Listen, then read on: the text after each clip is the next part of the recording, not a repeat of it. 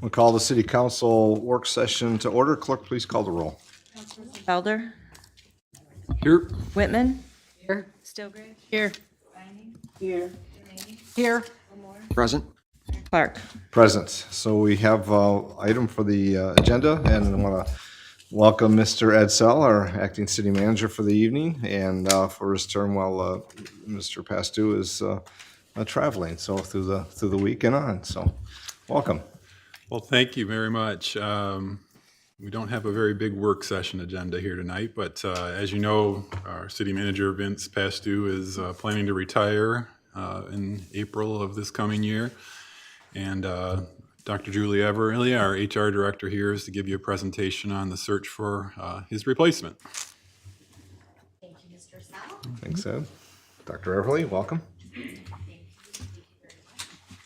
Thank you, Honorable Mayor and City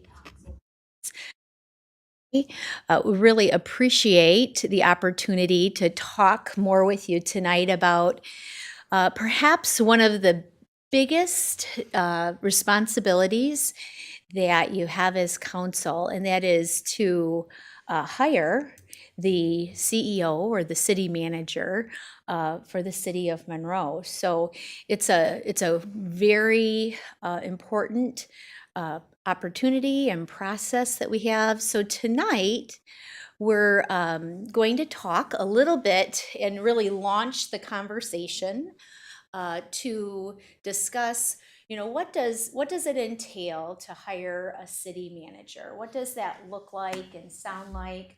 What does that mean for a council and for the city? So certainly one of the primary responsibilities of a city manager is to fulfill the goals and objectives of the council. And that's thanks to all of your hard work, that's very clearly defined in your strategic plan and updated regularly. And then also to not only think about the goals and objectives of council, but to really forecast and think far into the future and really capture the dreams and the visions that you have and you're delivering for your constituents to the conversations that the council has, and then take those dreams and visions for our city and create action plans that get us closer and closer and closer with every project and every move that the city manager makes. So a big task. So here's some background. Tonight we'll go through the background, what we know right now. We'll take a look at the process for hiring a top executive in an organization like the city of Monroe. And then we'll have some time for discussion as we move along to get council's input and feedback. And then we'll leave with a little bit of homework too. So that's the course that we're taking during the workshop here. So as Mr. Sell said, Vince has announced that he intends to retire by the end of April. There was something in there about great fishing in May, he mentioned to me, but he intends to exit by the end of April. So that really establishes our timeline for the search. So by charter, the manner in which a council goes about selecting the city manager is fairly open. And Mr. Buds and I have had some conversation about that. I don't know, Matt, would you like to add? No, I'll just quickly say the charter doesn't specify any particular method or factors, but obviously the things that would come into play from the charter's perspective are that this is really the chief administrative officer for the city that has, I'll say the proper administration and execution of the city's policies is set by council and supervision and control of all of the departments. And really then it becomes I'll say, the process for those helping with that process to come up with, I'll say, recommendations and advice as to how to go about conducting this search. So there isn't any specified way that we go about this, but obviously, the characteristics of the person that you're trying to replace and look for in that position. So, right now, I think it's really important. Part of our background information is the economy, the market, doing what it's doing. We're all very familiar with a lot of open positions, staffing challenges. So that has elevated compensation packages at every level. So this wouldn't be an exception. So that's part of what we need to remember going into this process. And the typical timeline, you're at about 120 days for a search from beginning to end. So that's typical. That doesn't mean that it couldn't be compressed slightly or elongated, but that's your average timeline. So when we think about where we're at, what Vince has declared, we really need to get started right away in January. And most of the time, municipalities go one of three routes. They hire from within. They do. They have their cabinet, their departments, usually the HR department, do a search, or they hire a search firm. So those are the three ways that municipalities usually fill a vacancy in their city manager role. So a couple of other points to remember as we move through the process. Mr. Buds is going to be instrumental, as he is in most things. He recently, I know, has helped some municipalities with searches and anything at the top of the talk. So I'll say for both those that would be candidates as well as for the city to get the best out of this process and to get the I'll say highest quality candidates, it's important, I think, to remember a few things. And I'll say the first is that early on in this process, while most everything I'm talking about in my normal talks with all of you is either closed session because it's attorney-client privilege or those type of things, there is an exception for the Open Meetings Act as far as candidates and their candidacy for the position, that they are able to list that they would like their applications to be kept confidential until such time as interviews are held. And so it will be important as we go through this process to A, respect that confidentiality that they request, and B, it will also help us get the best candidates that they know we're going to uphold that and not have discussion that would, I'll say, sort of out someone before they're ready to do that. And I'll say there's always a period of slight awkwardness when it comes up to making those decisions for who will be interviewed, because you have, at that point, it becomes public knowledge. You will want to make sure that any of these candidates have the ability to let their current employer know that they are a possible candidate for a position and handle that accordingly. So it'll be important for this group and those that will be helping this council make that decision to keep that confidential until the time when it is appropriate for it to become public knowledge. And I've already talked with Dr. Everly. A method that I think is helpful for that is that any information about candidates be not listing their names, but use a numbering system so that it's a discussion of what do we think about interviewing candidate 3 or candidate 6, those kind of things, up until the point when we would get to making those interview decisions. And I'll say up until that point, also any dialogue can be held in closed session about those confidential applications. So that's our starting place. When we think about the typical time frame, our current city manager's intent to exit. So from there are several important decisions that we need to make. But I thought I'd open it up. Are any other background or starting place information that council would like to add? I'm looking to see if there's any questions of council at this point, really on the formation, not the structure, but just information of knowledge as we start. Brian? Yeah, thank you, Your Honor. I think familiarity with Monroe is very helpful. So somebody that's within the region here, I think is definitely a must. Somebody that's willing to get their hands dirty, like we had discussed. I'd like them to be able to handle the smallest job to the largest. And I think I think I can probably speak for council in that regards, that we want somebody that's going to be hands-on. So I guess just to follow that, because there's going to be well, it's coming up now, the process and that, but you're going to get into how things are posted and the manner in which the council selects, and of course, it becomes a broad posting. I mean, there's postings that come from across the country even, and whether they have and bring forth who they are and what they think they can do here, and then of course through that process of discussion, how it gets down to certain numbers. But yeah, those are kind of like the details you're looking for in a candidate. But I guess we'll get to the process next. Let's just, Paula. Oh, yeah, Paula. Historically, I've only known 2 city managers. So, how do they usually start out?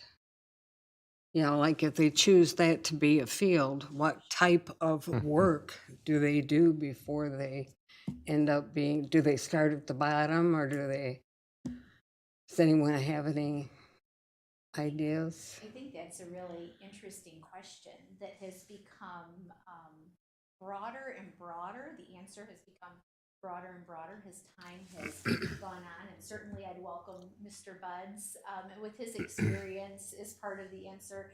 But it's some of the internal candidates, you know, many municipalities have somebody internally, and I'd say they come from any area, any type of directorship.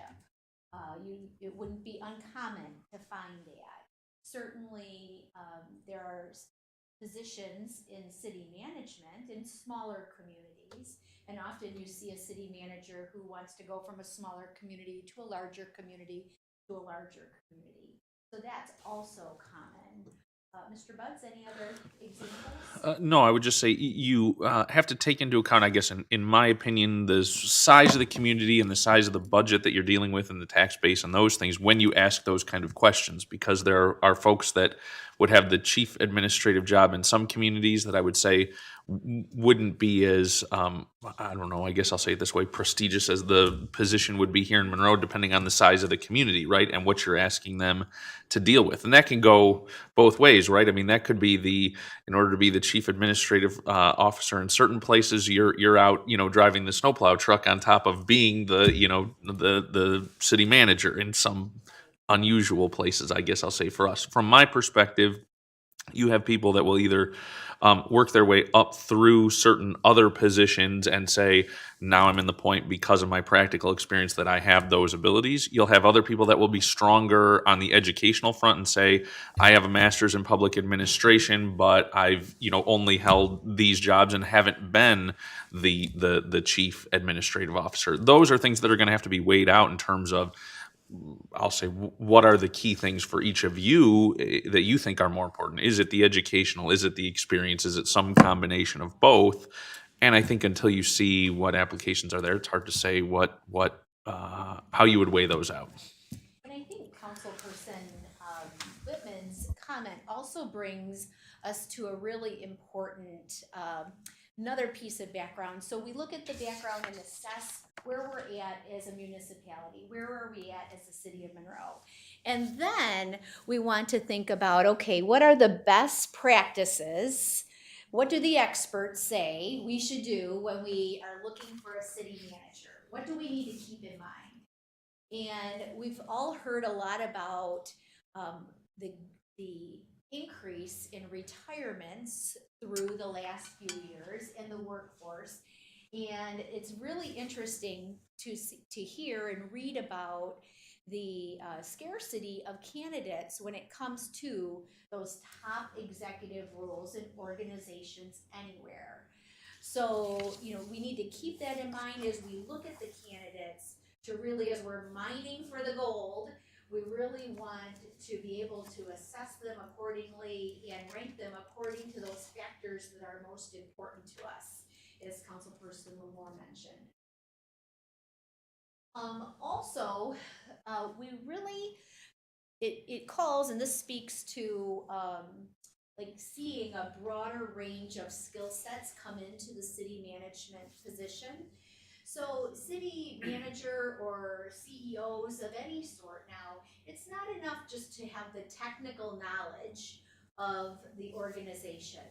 There's a much, much broader collaboration and cooperation and skill set required, where it's very much building community partnerships and so forth.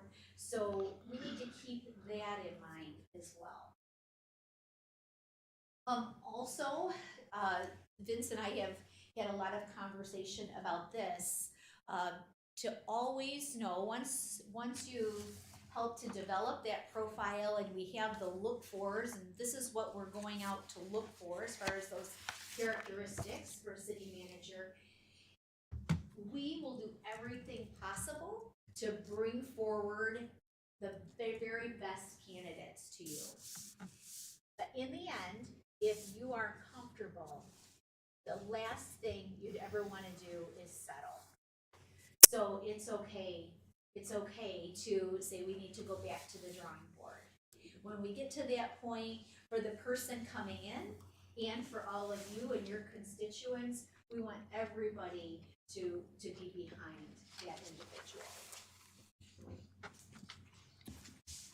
So also there's a real trend, and we've talked about this with council, and you've read about it in some of our communications to you, to really have a CEO or a city manager who is really focused on people, the people of the organization, those who serve, who we serve.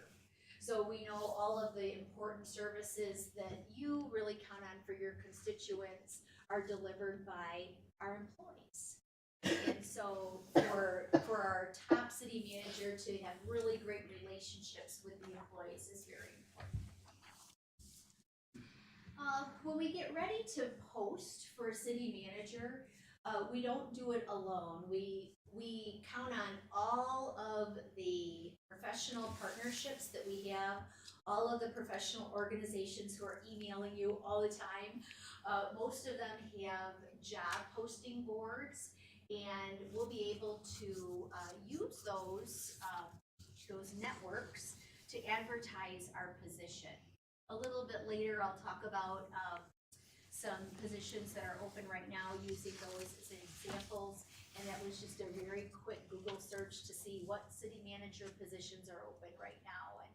And those are frequented by people who are seeking city manager positions.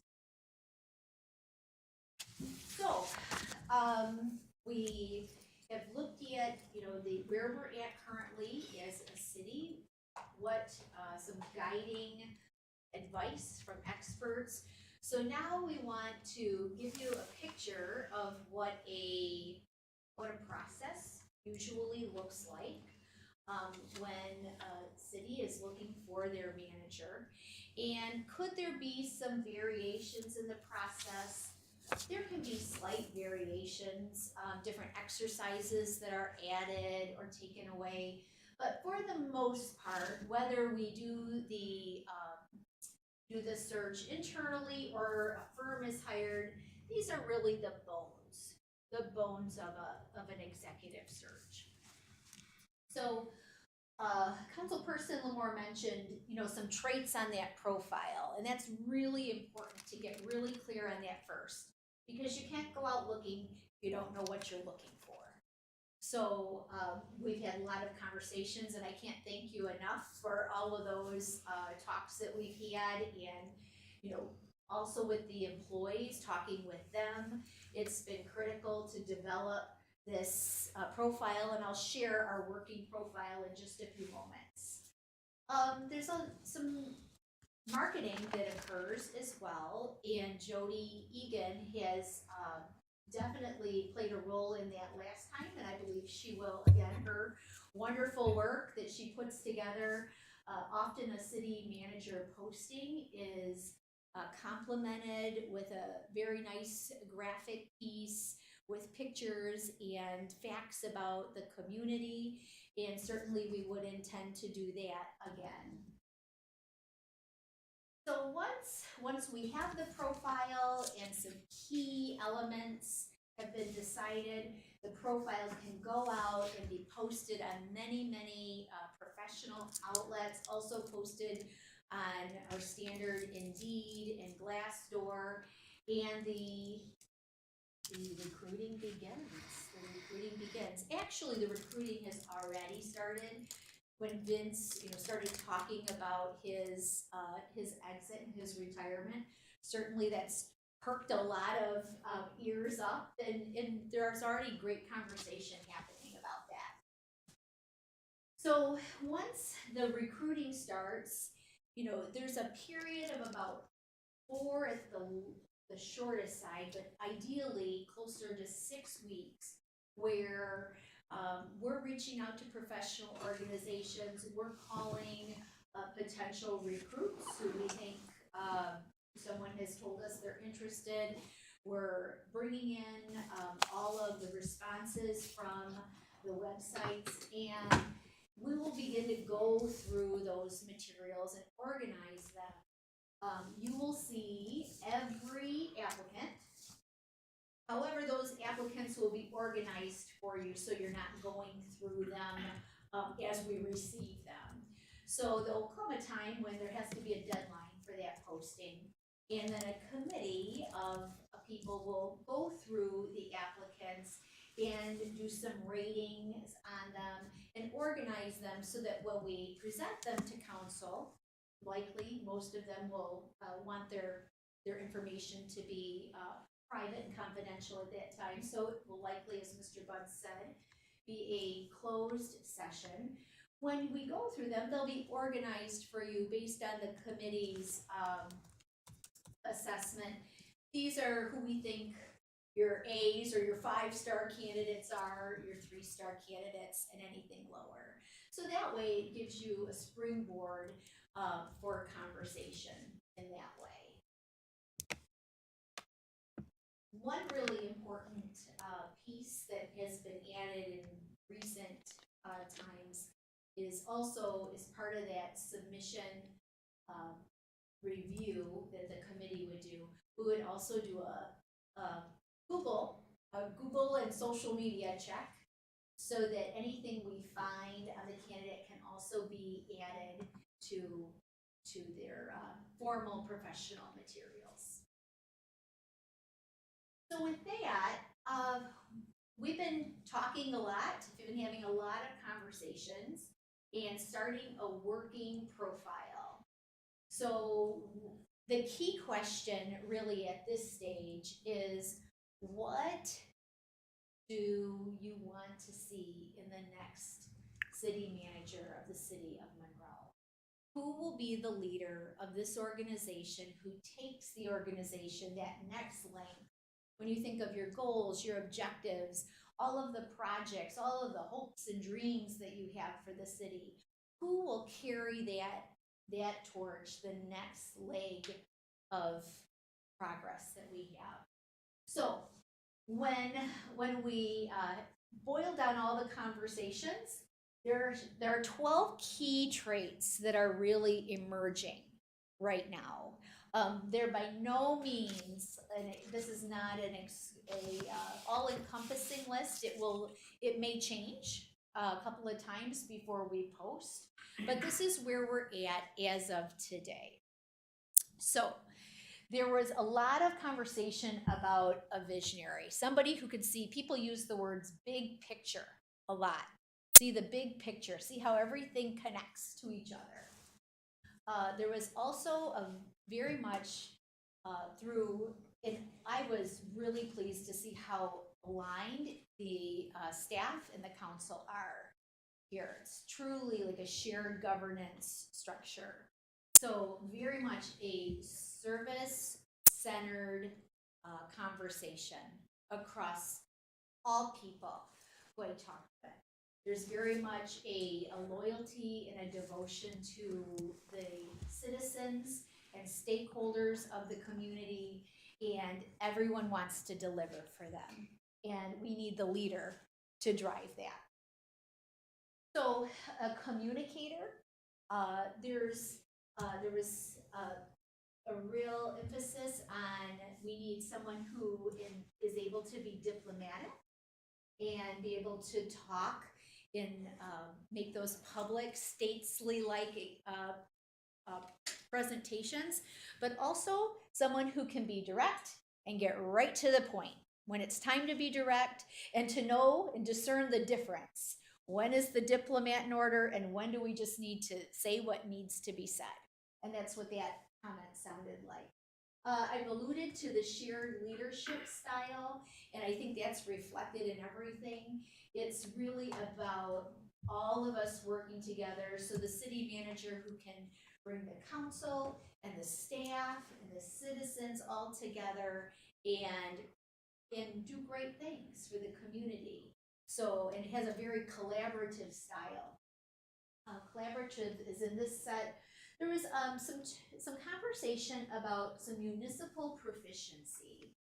So this sounded like some people made comments like, we want somebody who understands like the budgeting and how that works, the zoning, the projects, so they could roll up their sleeves at any table and be able to dig in to that work. Routines. I would say this was probably in the top 5 things that came up. Systemic and routine. So there was a great desire to have a leader who, when he or she would communicate in a certain way, that's always predictable, whether it be with council or with staff.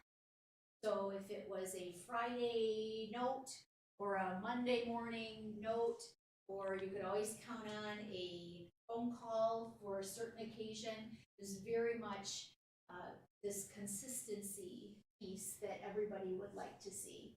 Mentioned collaborator, relationship centered was mentioned. A lot of conversations really worked around strategic, and it went with that big picture thinker, like someone who really understands that these smaller moves and smaller decisions add to a bigger picture, and is very intentional about that. And it's one thing that's going to come up, I think, is that, we'd love to clone Vince, but we can't clone Vince.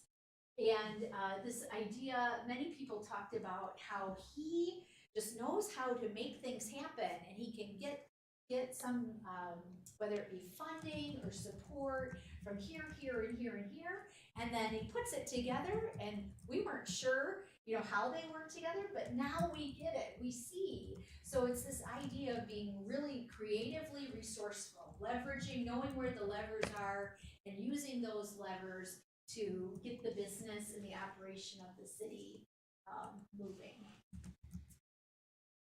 One thing that our staff talked about a lot, and this also came up with council, is we going beyond, we want everybody to feel included. We don't want anybody to feel left out of a decision at all. However, it's like even beyond that, it's beyond just being included. We want everyone to feel membership and that they can belong here. And so that was a big focus for several people.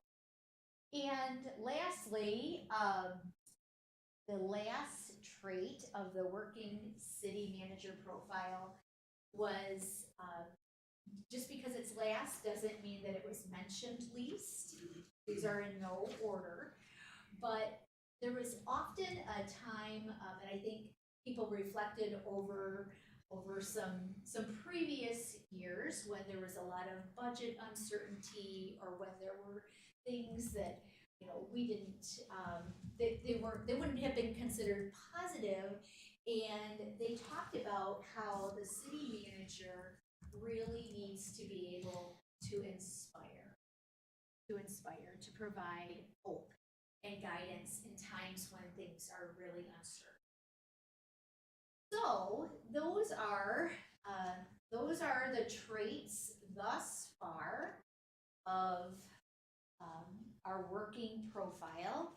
And I thought I'd stop here for a moment to see if there's, if council has any comments or if there's anything that could be added. I'll see if there's comments. I think some of the things that Dr. Everly spoke about was, the volume of positions that are open throughout the state of Michigan and elsewhere nearby, and something to think about, and how those candidates there in the communities that are looking for them, whether it be at the SEMCOG meetings, MML, you hear about this community or that community or persons that that may be vying for positions. So, the network is out there, and there is responses that have come.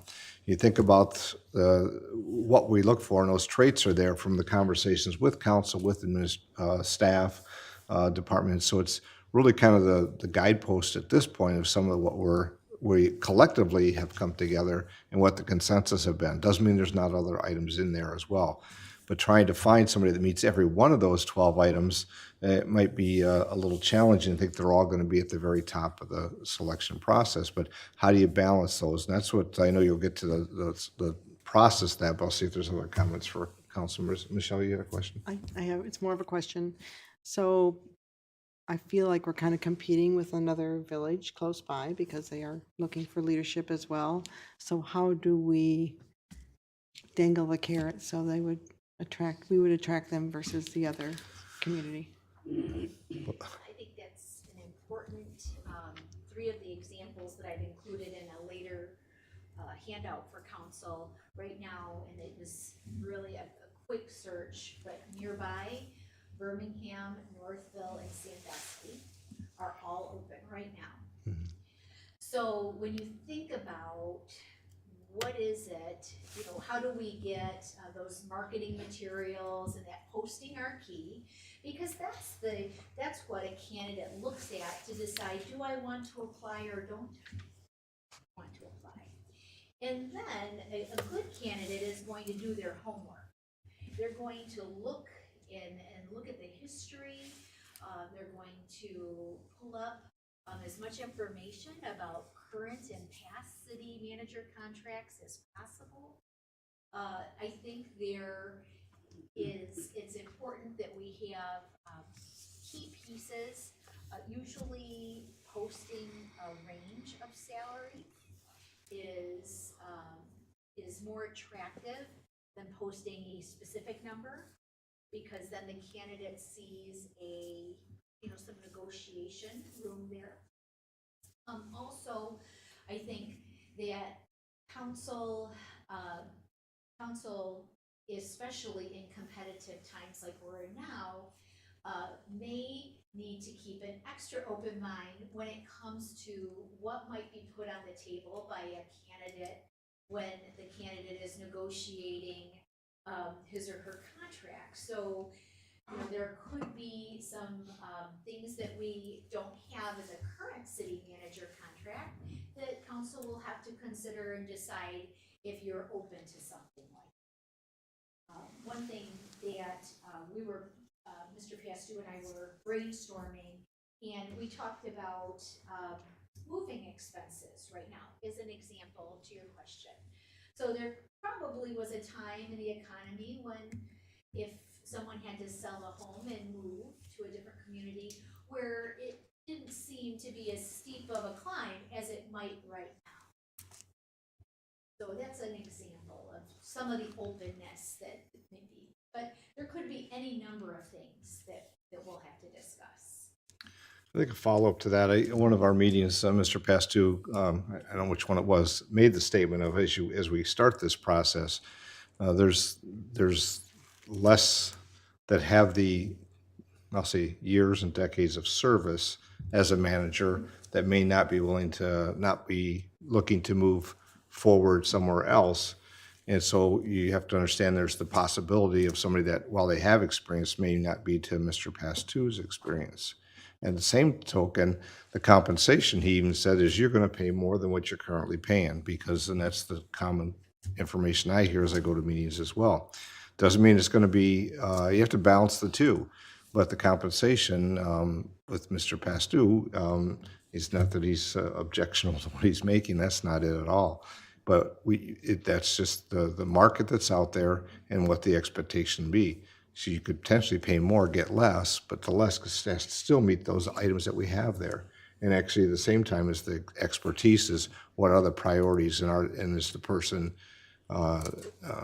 through our community going to see the other traits there that we're looking for to make sure they can deliver. That comes later in the selection interview process. Other questions? Michelle? I just have a technical issue. If you could move a little closer to the podium, that way those at home can hear it too. Oh, absolutely. So a Thank little you. louder, yeah. Thank you.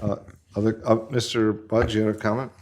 I do. I feel like I just have to at least say one thing based on that councilwoman's comment, and I don't want to get into anything where I'm saying anything inappropriate or there's any questions about kind of where my loyalties lie, because I know you mentioned a village, and I want to say I'm providing legal services to the village of Dundee also, and I will say, just so that it's out here, there's been an offer made there already, so I think the process is you're on a different timeline, I'll say, than where they are at, and I just wanted to say that so that there wasn't any I'll say awkwardness from my perspective.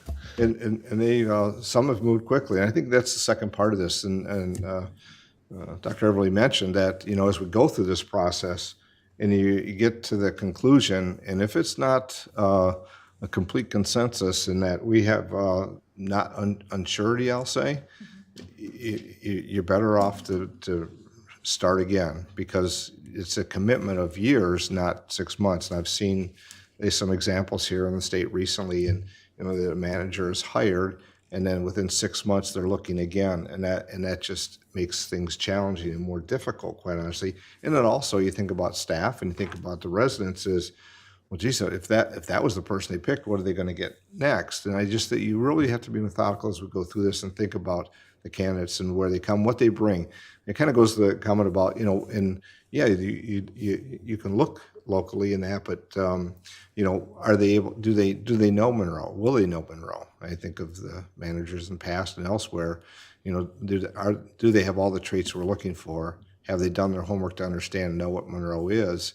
And do they, in their process of the interview, besides the expertise they're going to provide us of why they should be the selection, how does that expertise tie to the city of Monroe? That's what I'd be looking for, that they understand and have done their homework to know many aspects of what our city's about. So, Brian? When we do interviews, who is going to be interviewing the candidates? So one of the items that Mr. Pastu and I discussed is the importance, and certainly council will make the final determination, but certainly we think that council, the entire council, should be part of interviewing the candidates. But we'd be eager to hear the thoughts of council. Thank you. Question? Okay. So Go ahead. Yes, go ahead. So Mayor Clark, you mentioned something that's very key, and it happens in this this phase where we talked about presenting the candidates to the council in a closed session. Then you'd come into open session, and as Mr. Buds referenced, each candidate would have a number. And sorry, Clerk Lavoie, I'll say planted. And so then there would be a decision made with numbers being used to decide who would be interviewed. And at that point, the candidates would know ahead of time that you were making that decision at that occasion, on that meeting. And then at that time, the candidates who would be interviewed, their names would be public. So a process would then occur where those candidates would interview with you. There might be other things we ask them to do other than a traditional interview, anything from bringing a video to bringing a written piece to making a presentation. All of those components can be decided, but there will come a time when we have to have finalists. And as Mayor Clark referenced, it is likely that there will be something from our profile that will still be a growing point for every and any candidate that we have. So when it comes to your finalists, it certainly is not that they're not all highly qualified, great candidates, but then it becomes a real question to discern and assess who is the best fit. Who is the best fit for the city of Monroe? And thinking of our stakeholders, your constituents, the goals, objectives, then it is time to make a final decision, or make the final decision to say, we don't have that candidate yet. And then we have to go back through some previous steps again. So here we are, mid-March. It sounds far away, but who can believe that it's December 5th already, right? So at that point, we make a conditional offer of employment. And one of the things that we also have to keep in mind is when we're making that conditional offer to someone, do we have a second candidate?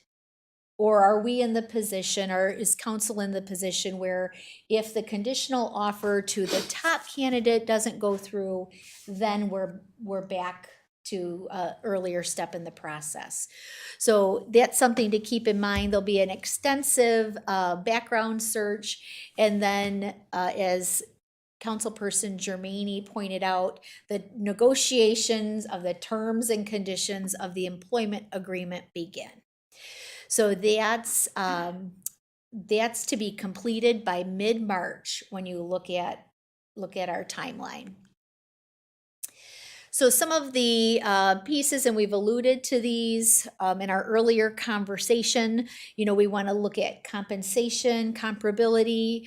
Mr. Piastu and I are already working on that, so what other communities are, how they're compensating their city managers, the terms and conditions, the term of the contract, versus a term contract versus an evergreen contract, and how that might work.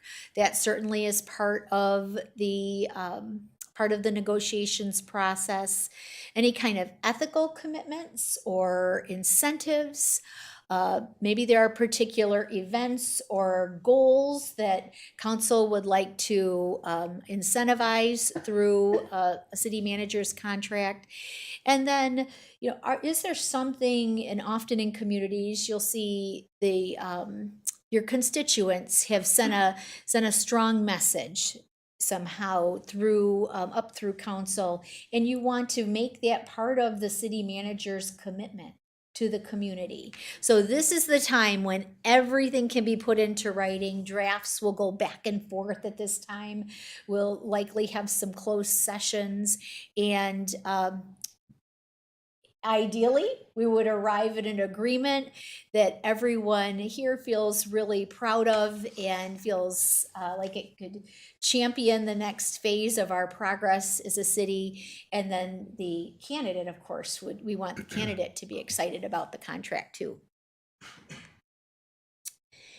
And then finally, just in time for transition to happen, and we think about the approval of that employment agreement that was just negotiated, the onboarding process. So does onboarding mean moving into the community? Does onboarding mean just moving into City Hall? What does that look like? And that planning will be different depending on who the candidate is. And then certainly with every onboarding of a new city manager, there's offboarding of your existing city manager.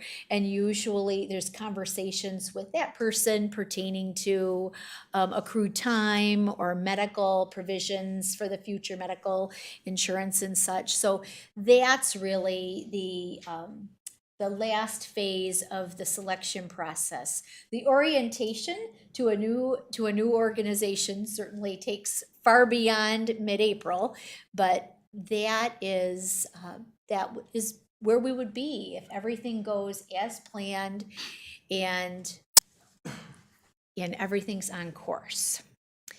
So with that, any other thoughts, questions, discussion? So this evening was a review of kind of the overall process, but at the same time, through the work already done, the manager and Julie and others, is the kind of the profile, the traits of what came out from the conversation internally as a start point. So at this point, I guess there's thoughts or questions you may have, and we'll see how we get them answered. But also, is there anything within the traits or those items that are something that you think may be a consideration? Now's the time to kind of think of those through as well. Brian, you have a comment? Thank you, Your Honor. Let's say we don't, and I'm just going down this other path just to be the devil's advocate on this. Let's say we don't have a candidate that's worthy in that first round. It may take a while. How are we going to conduct business? I mean, I'm looking at Ed to say that Ed's going to be the one in charge basically until we find that person, or does Vince stay on board? I mean, how does that work? Or is that something that we would kind of negotiate down the road? Well, Yes. I think that's a great question, and we always want to have a plan A, B, and C, prepared. So I appreciate that diligence, Councilperson Lamore. One of the things, going back to Mr. Budd's original statement, you have a lot of flexibility when it comes to an interim situation. Like, you'd be looking at an interim situation, and certainly you'd rely on some key people, as you have in the past, to continue the progress that has already started, continue that trajectory, and not lose footing in moving forward. Because you're right. If something doesn't go as planned and we don't have a candidate, that would elongate that time. Now, could we twist Mr. Pastu's arm? I can't speak to that. I can't speak to what Mr. Sell would be able to commit to at that time. But I certainly know from talking with everybody here, you have a lot of committed staff and leadership who would step up and help you. I can't say what that process might be, because it might be a matter of time and items for any of the persons that may be involved or engaged. I can only speak to the last time that we did a manager search, and Mr. Sell was the acting city manager. He, along with our Human Resources Director, Peggy Howard, and Clerk Lavoie was very involved, as well as the Personnel Committee, how that we got that started. So I know that we filled that role well and previously, and got to the position through the whole process with that group, as well as then the council having input and then making the decision. But we had some external partners in that process. This is a little bit more contained all within. But if that gets to that point, I guess we'll have to have those discussions to see. But you're making the right point. The correct point in this is we have to make sure we make the right selection that's going to be correct for the community and brings those traits and expectations that council has for them. Mm-hmm. It is very common to see interims in place. Michelle? So in job posting, is this something that has to be posted publicly? If there's an internal candidate that's interested, they can make their voice heard? Yes, absolutely. And where is that posted? So a posting that goes out, there'll be a posting, certainly we'll advertise it internally, because even if certainly one of our employees could be interested, or our employees, we really rely on their networks as well, and they could pass on the posting to someone else who could be interested as well.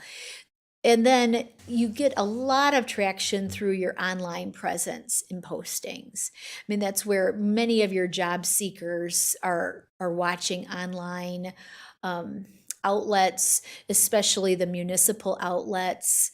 There are many, I would say, executive positions posted right now through municipalities in Michigan.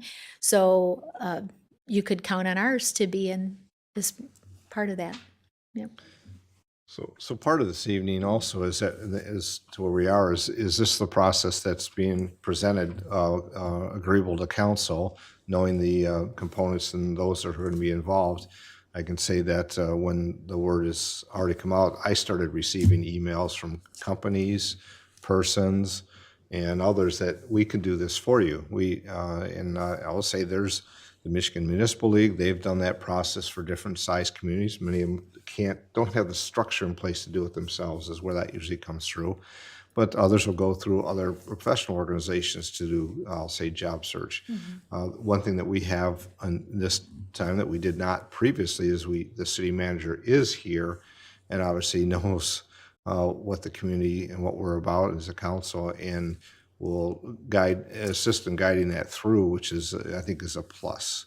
It's very, Mr. Pastu's not departing for any reasons that are not bad. They're favorable for where he is and what needs to where he's going. So in his life, and I don't think that. So that's a plus. We have somebody that's here that wants to see that what we've all done as a council over decades or so is continues on, because there are things, as we all know, that are already talking about a year, 2 years out, and knowing those goals and objectives. So I think it's a plus. Right. But if this is a process, anybody has questions or concerns about it, now would be the time to see if there's something different you're looking for. I've seen the others in place, and I've seen where others I know that are using them. I think it works for them.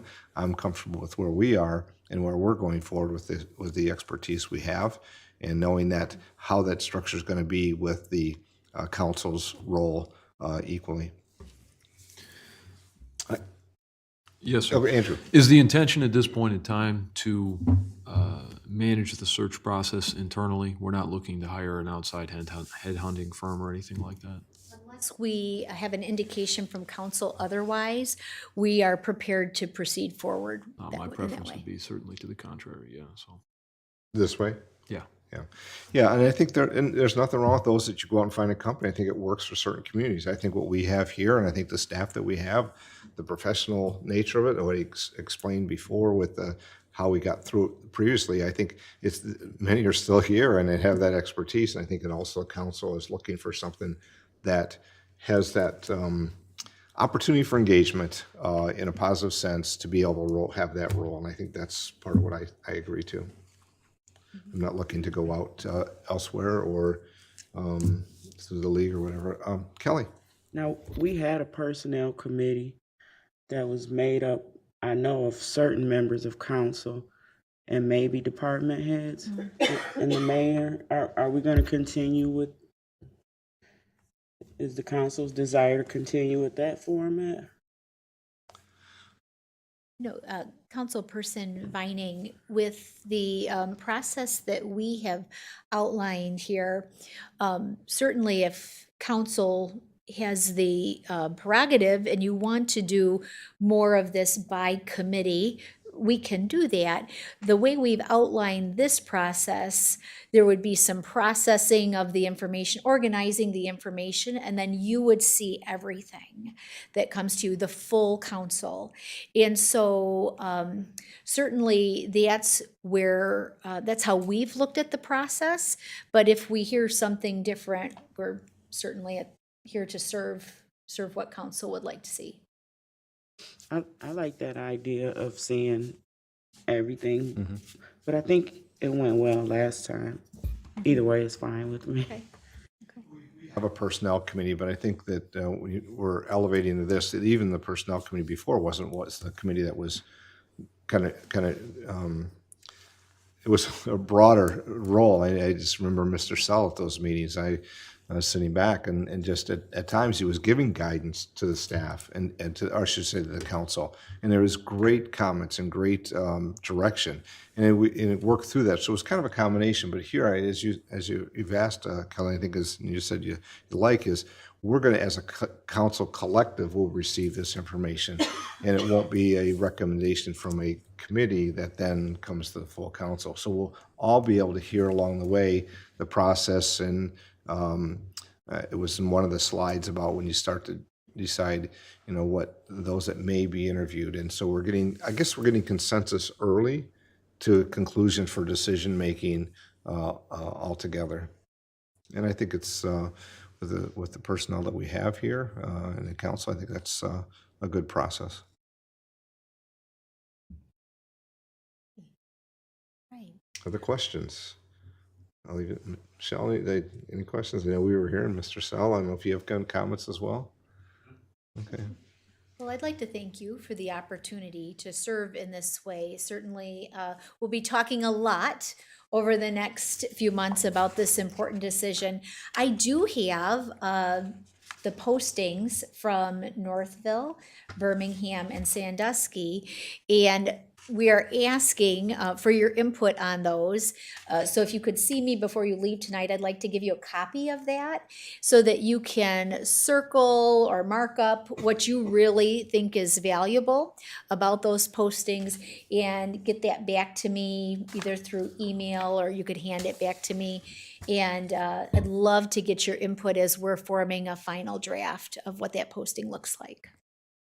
Okay, thank you very much.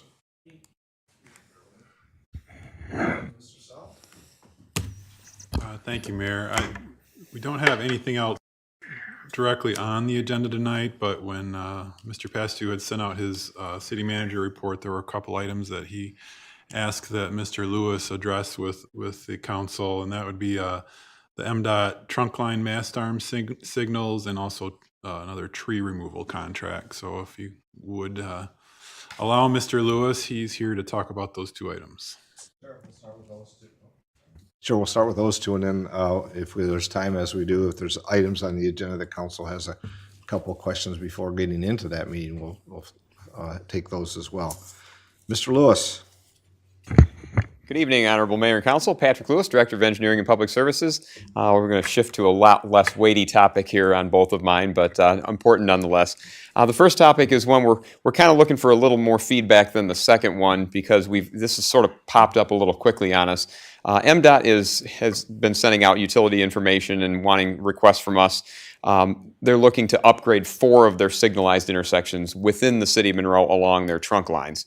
And much like they did with us with the Monroe and Elm project 7-8 years ago, they've asked if we would be interested in paying to upgrade to mast arm signals. And those would be the ones similar to at Elm and Monroe and the ones recently put at US 24 and Holiday for the Lazy Boy project. That's kind of the standard assembly in a lot of states. Michigan's kind of rare in that we use the span wires. What MDOT is doing generally now with all their traffic signals as they're due for upgrades, and that's the controller and things like that, is taking them from a diagonal span. You'll notice a lot of those are on a single diagonal span with 2 poles and they run across the center of the intersection. That's pretty hazardous when they have to work on those signals, so they're trying to go with what they call a box span, and that is instead of 2 poles, they have 4 poles, 1 on each corner, with the signals on a span wire on the opposite side of the intersection. Which certainly is safer to work on those because you're only working on one approach at a time and you don't have to have the bucket in the middle. But the more wires and poles you have, the worse the aesthetics can look as opposed to 2 poles and a single wire. So that's why they usually approach the municipality and see if there's any interest. They've given us a range of costs, which until they get into design, they can't tell us the exact cost, about $60,000 to $80,000 per intersection. And at Elm and Monroe Street, we opted to do that because of the prominence of the intersection.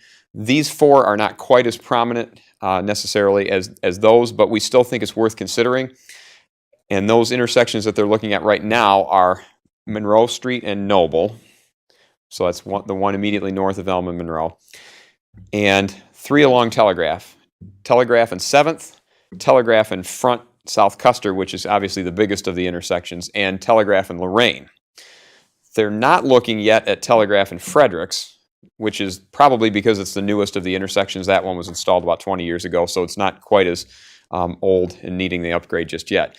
And fortunately for us, they haven't started looking at the rest of them down M125 yet because there's obviously quite a few of those Front, 1st, 2nd, 3rd, 6th, and Jones that would be quite an expense, and we'd have to make some decisions prematurely about the street conversion downtown, 1-way to 2-way. So fortunately, we're looking at intersections right now that are kind of standalone. But they have not given me a hard and fast deadline, but they seem to be pressing the issue. We did submit a request for those through the CIP, which you'll see in a week from now. And I did put the higher amount, 80,000 in there for 320 total on the 4 intersections. That does not mean we have to do all 4.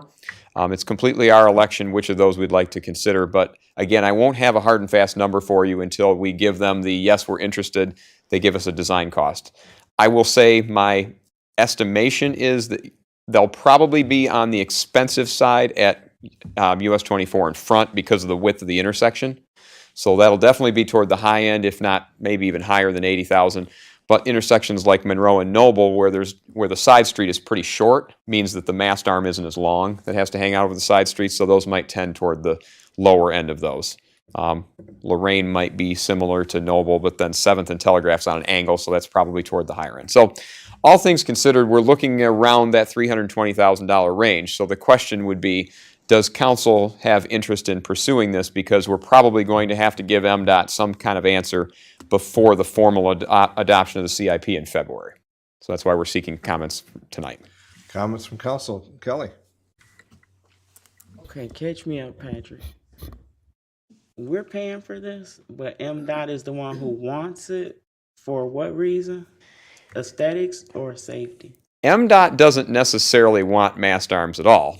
Okay. But what MDOT's telling us is we're going to change the signals around because they're the road agency with jurisdiction, and they have the right to do that. Yeah. And so as a part of their standard upgrade, they move them to what they call the box span, and that's with the extra. So you'll have wires on each approach, and the signals will be on the far side of the intersection instead of the diagonal span where you see kind of the 2 heads.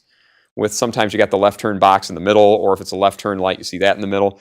This would be 2 single signals on the far side of the intersection for each approach, and any left turn heads you have, all just hanging from wires. So they're not concerned about aesthetics, Okay. but they've asked us if we're concerned enough about aesthetics that we would like to make those upgrades. And there's some other things beyond that too. They're less mast arm signals because they have to be beefier. They have to, I won't get into the engineering lingo, but essentially you're talking about you have a mast arm that hangs out like this, and so you have to have, this pole has to be beefier or else the wind will blow this over and kind of torque the pole. They're less prone to knockdowns. In other words, you like my little demonstration there? There's the engineer in me. But essentially they're less prone to knockdowns because it's a lot harder for a car to run into that steel pole and have the signal fall down on it because it's got to be beefier. And the other ones, and the ones without, are going to sway a little bit more with the wind and things like that. So. Yeah. Are there any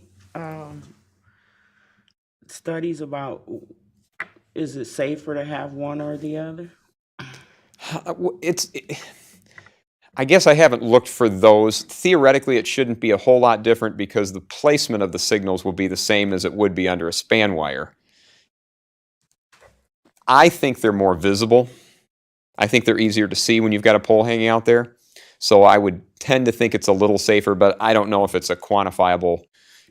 I wouldn't say it's statistically significant.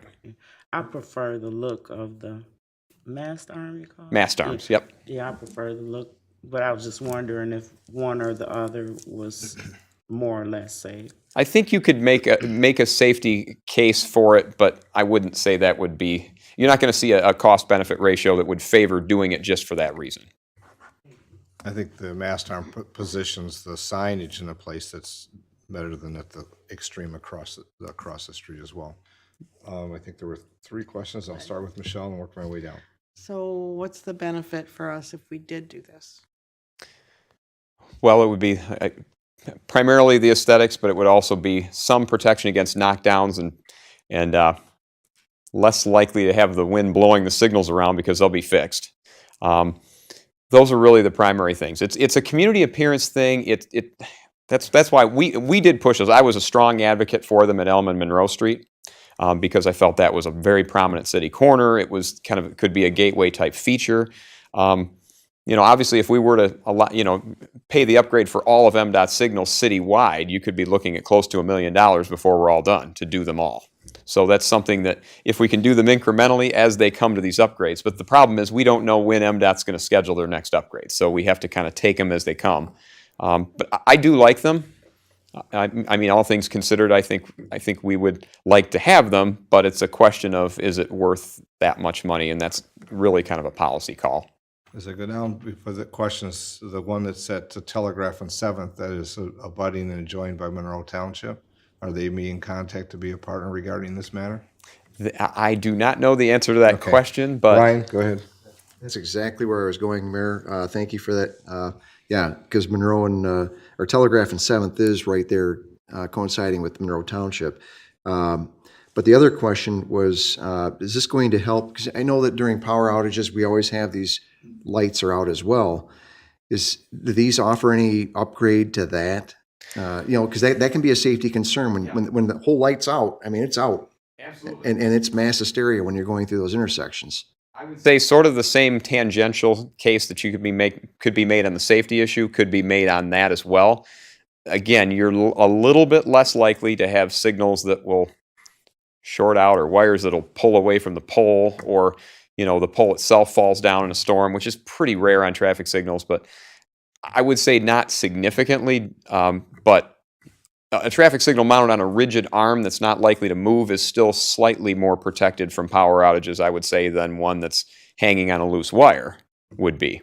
Well, what I mean by that is the ones that are out there right now, let's say Noble and Monroe, if the power supply is no good coming to it, it doesn't matter. Either one of them are both going to go out, correct? There's no other feature that's going to be in this that's going to protect it from that. No, there's no, they would be wired the same and they'd still be susceptible to equipment failures elsewhere.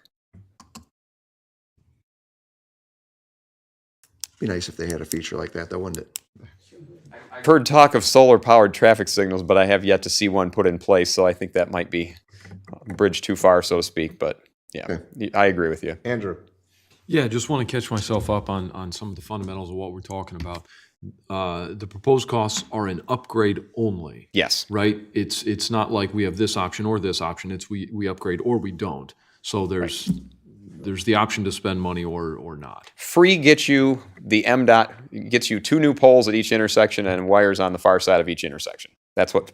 So we can get that at 0 cost. MDOT's going to do that anyway. Premise is that poles are prettier than metal poles are prettier than metal cables. I would think so, because they can throw wood poles up there, and that's usually what their standard MO is. They'll put wood poles on all 4 corners. And the utilitarian benefit to them is the installation and maintenance is easier. Is that my understanding? You're talking about of the upgrades themselves? Yeah. Yes, for MDOT, for future maintenance, because they're not, if you can think about it, right now if they have a traffic signal that they have to work on the head, they have to park their bucket truck in the middle of the intersection because those signals are on a diagonal span. Now, you said that MDOT had a preference to go in this direction. What does that mean? Are we compelled in any legal way to? No. No, I think, I wouldn't say MDOT necessarily has a preference. Maybe I misspoke on that one. I don't think MDOT cares one iota what we do. I think they just want to know if we want to make the upgrade.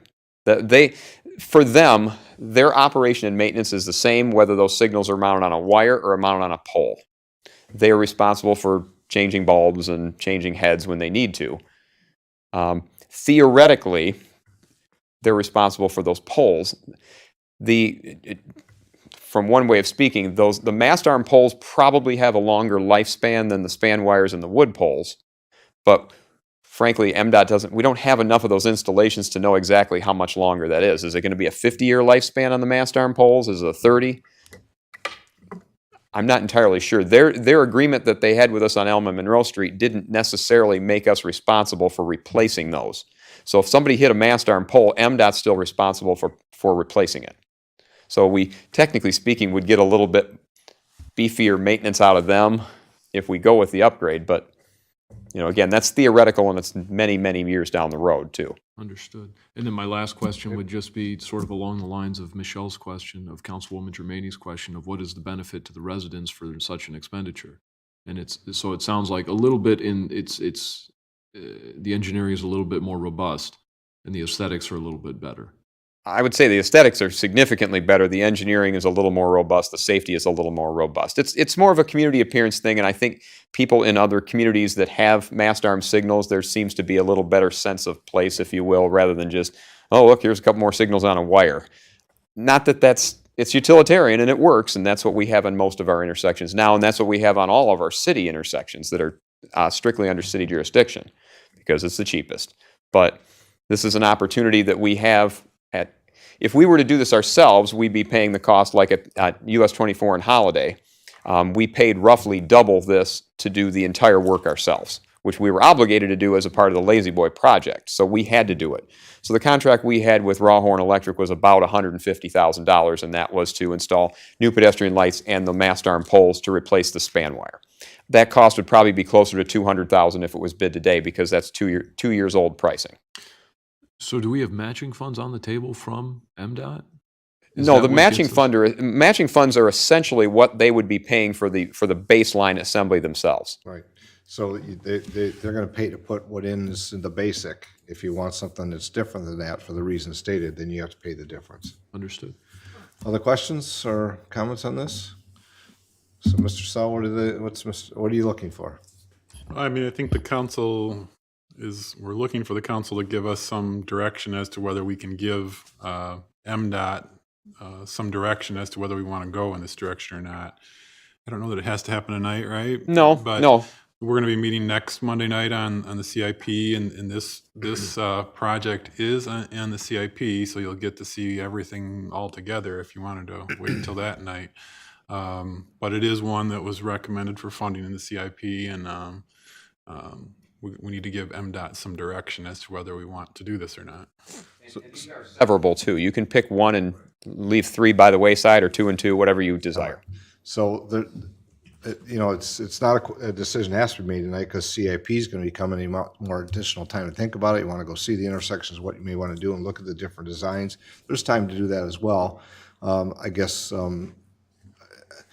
there's one I probably would not put on the list unless there's a partnership, but then that's just my feeling of how you have to, share the road, so to speak. No pun intended. But on the other ones, it's there's a couple probably more interested in than the other 3, but I would be interested in those. But there's one that probably not at this point. Kelly, you had a question, and I'll go to Brian. Just a comment. I like the idea that it's severable, because I was thinking telegraph would be more important, just to tie into the corridor upgrades that we plan to see someday. That's a great point. And I think, the Corridor Improvement Authority is about business and development, purchasing, and those, and whether that's something that will come to fruition in the future, that might include this, there would be a conversation. Is that the authority gains revenues? Brian, you had a comment? Yes, Your Honor, I'm on board with you on the Telegraph and 7th Street. I'd like to see if there's going to be some kind of consideration from Monroe Township to go in with that, if they would want to do the same thing, because I'm sure it would improve their intersection as well as ours, because I don't feel like we would have the responsibility to handle that intersection. It should be half and half. Yeah, and jurisdictionally, the road commission has the west leg of that intersection, and we have the east leg of it. Of course, MDOT actually has 3 legs of US 24 and 50. Their policy is essentially, if anybody wants mast arms, the communities themselves have to pay for it. So regardless of who has which legs, but that point is very well taken, because that 7th and Telegraph is not completely within the city. The northwest, southwest, and southeast quadrants essentially are all outside the city. So we can ask that question, certainly, and that was kind of one of the thoughts that I assumed that you might have on that one. So, Michelle? And you said M50 and Telegraph was another one of the options as well, right? Yes. Okay. So as was stated, it's in the capital improvements. There's time to come back. We can, obviously going to be looking at that on Monday to approve or not, or to what items. We can make adjustments there as well. A little more, still some time to think about it, I guess, if you want. I don't think on Monday you're going to be asked to approve the CIP, but I think you're going to be asked to give some good direction which way you'd like to go with this project. Thanks for correcting me. It's not a decision on Monday about CIP, but it is finalizing some of these directions, so to be able to do on this item. Yeah. I've asked MDOT 3 different times, when do you need an answer by, and I have yet to receive a straight answer from them, but I believe probably by the end of the year would be a good idea. Monday's not that far off. Yeah. Thanks. Mr. Sell, we had one more item, and then we'll see if there's council questions. Is going to give you a brief update on the second round of tree removals. We as we were going through the CIP, determining what funding was available, we think we can do a second round of funding for tree removals, and he's going to talk to you about that. So Patrick? before everybody panics, we're not talking about nearly the intensity in the St. Mary's Borges Godfrey neighborhood as last year. That's not what this is about. However, as a result of that previous year's storms and some other ones that we also had this year that were not quite as bad, we're continuing to get resident concerns in and getting some back to the big trees and again, predominantly silver maples. Residents are calling us saying, we need you to take a look at them. Our forester is assessing them, saying, yes, it needs to come down. There are 3 or 4 in that neighborhood, but there are more centered on the south end of North Rosler Street, from Elm kind of up to Lorraine. There's a lot of silvers in that area. We had initially identified about 90 trees that we thought were, and I'll say pretty big. Our staff can still take down 70 or 80 foot tall trees. It's not a question of can we do it. It takes us about a whole day to do one of those large trees. And when you add those all up, you're looking at 3 or 4 months of crew time just doing major removals. So I approached the city manager and finance director, who graciously helped come up with a way that we could potentially fund some of this via contract. We do have one of our 3 forestry maintenance worker positions that are vacant. Again, we've been actively searching to try to fill that. And again, like everything else, it's difficult finding the right candidate. But we're looking, and I've got staff identifying today those trees that they feel are the most important. The contractor from last year has agreed to hold their pricing, which is big. And so we'd like to, they were the only bidder last year on a major contract like this. So we'd like to bring you a change order in 2 weeks. And I've asked staff to identify the highest priority of that list because we totaled it up, and the ones we already have on the list would be about 177,000, and the city manager and finance director have only identified about 100,000 in funding. So we're going to prioritize those, bring those to you, and you'll have a list of those locations and the heights and the diameters as part of that process. But I wanted to make sure there wasn't any particular heartache. I have mentioned in the past that ideally the city would take upon itself a silver maple, I'll say, eradication program over a period of time, maybe 10 years. But we'd have to do about 100 a year to get them all gone.